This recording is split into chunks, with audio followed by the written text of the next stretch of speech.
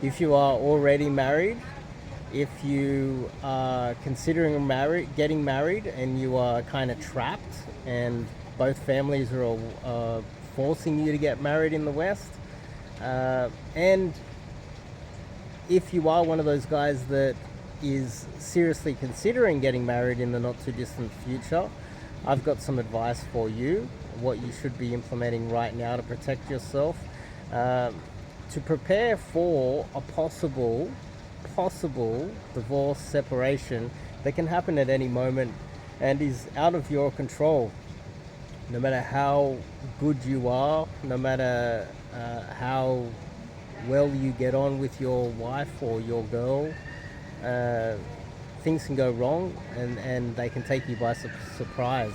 I recently had a consulting call from one of you guys, a viewer, who works for the bad side, the women. And he has a team of women lawyers working on behalf of women in divorce. And he's fully aware that there's no way out. He realized, because he's as close to anybody there is to what happens behind the scenes in the courts, the discussions that happen, the negotiations, he's got his finger on the pulse of what's going on that you guys are not aware of. And he wanted to have a consulting call with me to try to figure out where he could go in the world where the laws aren't so strict and the women are as conservative and more likely to stick with you as possible.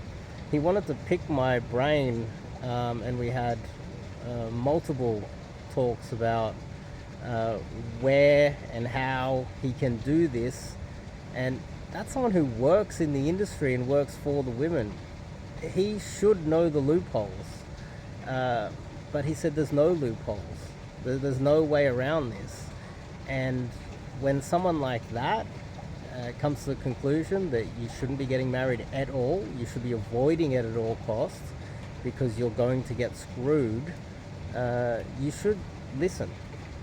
And so what I've come up with is, not only with him, with multiple other people, guys in the know, a bunch of strategies that you should be implementing right now.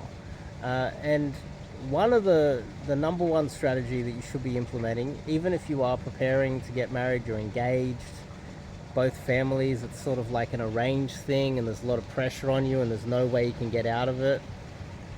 Or you recently married, or you've been married for a very long time and you feel quite secure in your marriage, or maybe there's some cracks showing and you just want to hear out some free resources on YouTube, some free ideas on how you can protect yourself. And that's ultimately what we're trying to do here. So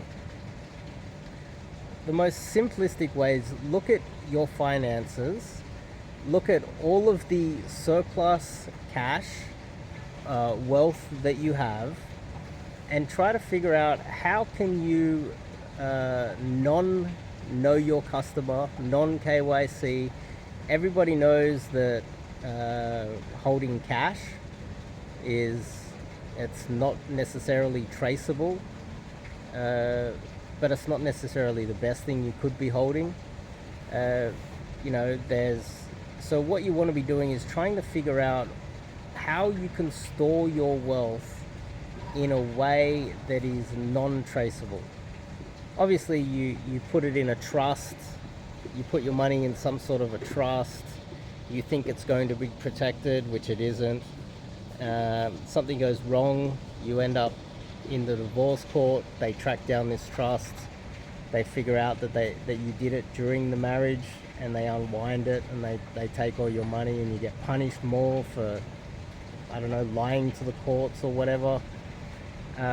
Anything that can be traced, you should not be storing your wealth in there. And regardless of how secure you are in your marriage and how awesome your wife is, or your future wife is, and how secure you feel, you should prepare for the worst regardless, and you should be storing your wealth. You should, in fact, during your marriage, be saving cash on the side, telling her that you might have gambled it, or you might have went out drinking with the guys, or you were playing some poker and you lost it there, or you went to the football game and you're spending a little bit more money. Instead, what you should be doing is you should be storing it somewhere that cannot be traced. And now, anything physical can be traced as well. You run the risk of them finding it. So let's just say you start buying physical gold, like gold nuggets, even little gold nuggets, and you hold like a little bag of gold nuggets. If she was to find it, then she'll be aware that it exists, and you should be very careful if you were to start doing that. The other option, really, there's only really a couple of options. Storing cash, which is a terrible idea because the government might change the currency. They might change the shape of the notes or the security on the notes and reprint a whole new version of whatever notes you are carrying and storing under your mattress or in the garage. The government could just change the currency on you, so that's not a good idea. A better idea would be storing gold and hiding it somewhere, because it wouldn't be traceable. You can buy it with cash. You can buy little nuggets with cash without handing over any ID, and then it can't be traced. And keep in mind, this might take many years of just, oh, okay, I've got 20k. You go down to the store, once a week, and you buy another nugget of gold. Next thing you know, you've stored a whole load of gold. But arguably the best one would be storing US dollars in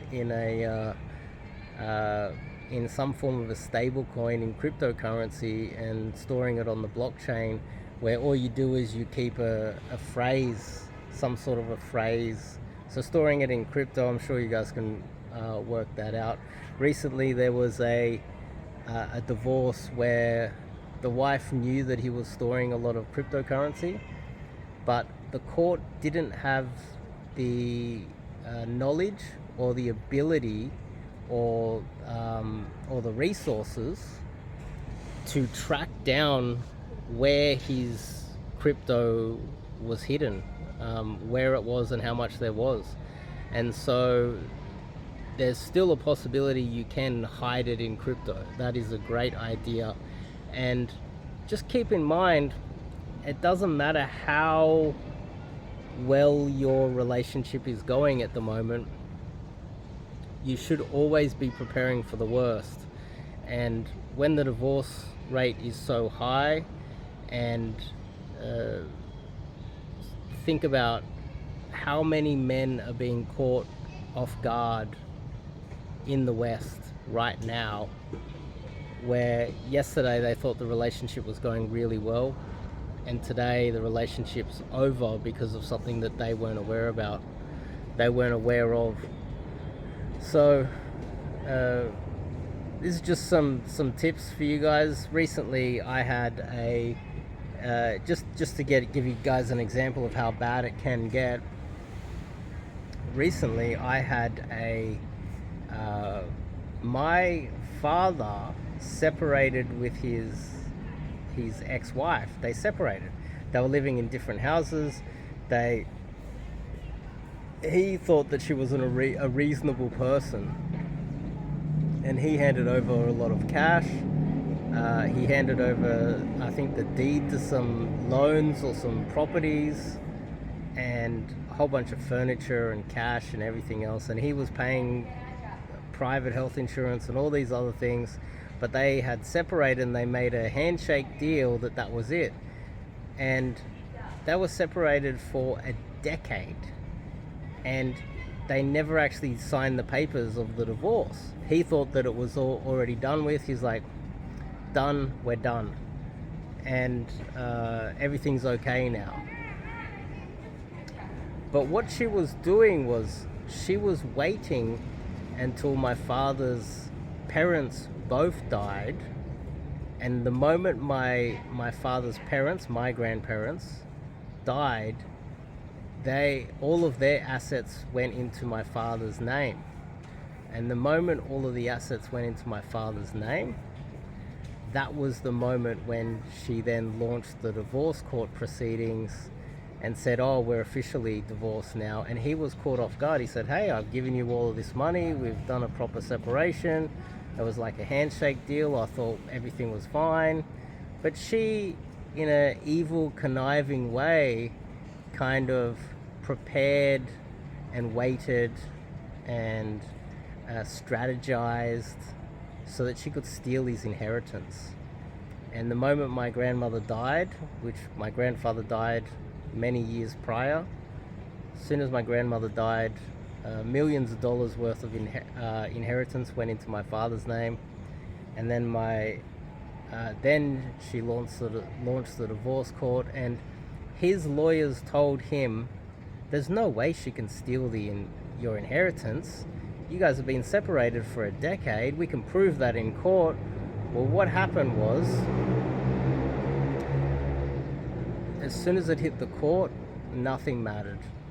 She was going to take more than 50% of the inheritance, even though they'd been separated all those years.